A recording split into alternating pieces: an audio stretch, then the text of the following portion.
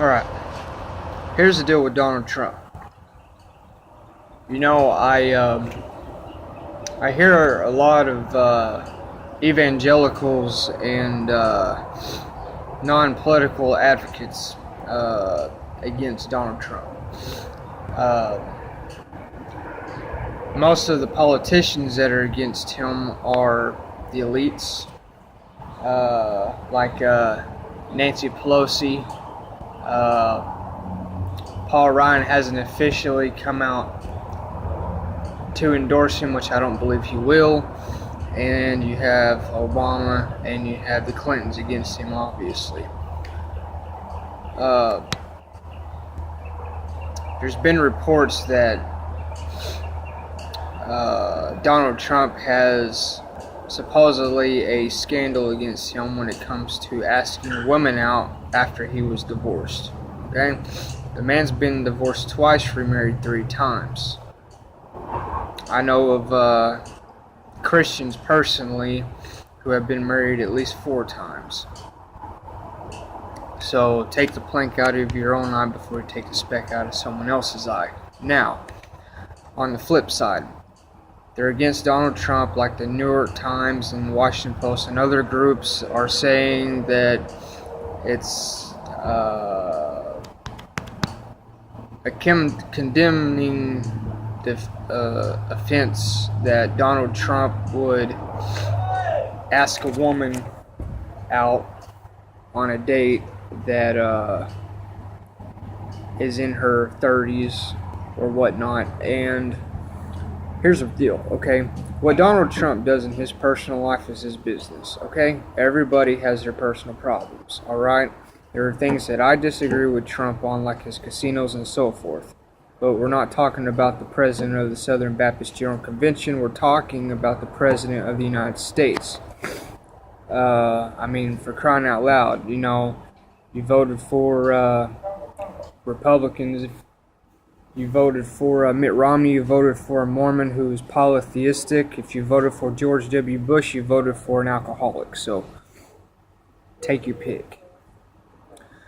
The problem is what Donald Trump is in the last 40 years, they've tried to pin stuff on him in the recent present tense, and they can't find anything on him but that. Yet, Bill Clinton does not get attacked whatsoever, hardly, by the mainstream media, which is controlled, by the way. And with that said, you know, Bill Clinton is a pedophile. He has had sex with multiple women. Monica Lewinsky was not the first, and she is not the last, and never will be. And she got a government position out of it. And Bill Clinton abuses women, has settled rape cases between 1995 and 1999, I believe. And he has not been charged for any felony crimes, and he also flies planes with pedophiles to a pedophile island. You can Google it up to look at it yourself. And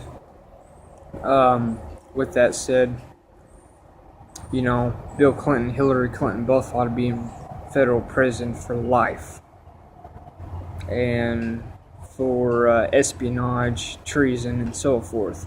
But they won't ever be touched. Why?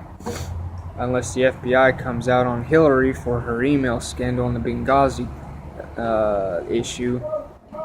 But the main reason why I'm making this video is because people are against Trump. They have nothing on him, and the political system is fighting tooth and nail to destroy him. And here's the problem.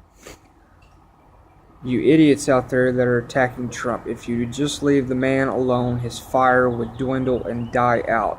Because you keep attacking him, you politically correct morons on all sides, because you keep attacking him, that is what is giving him power. You stop attacking him, his power will fade.